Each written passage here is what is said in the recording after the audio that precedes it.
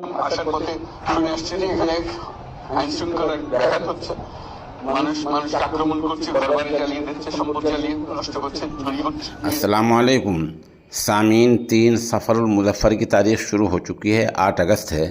ख़बर का उन्वान है बांग्लादेश में नई सरकार ने अपने ओहदे और राजदारी का हल्फ ले लिया है।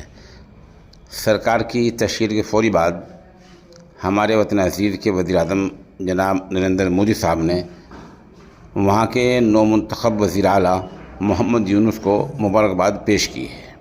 ख़बर थोड़ी तफसील से सुनिए।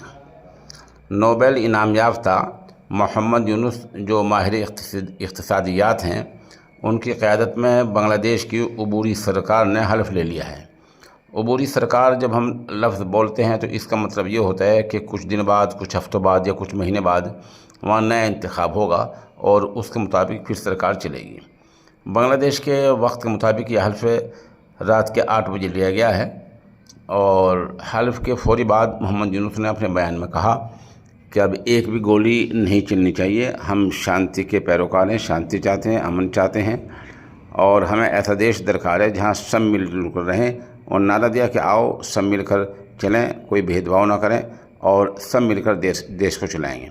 बहरहाल उनके साथ 2-3 लोगों ने और हल्फ ले लिया है और इस तरह मोहम्मद यूनुस अबूरी सरकार के वज़ीर आज़म बन गए हैं।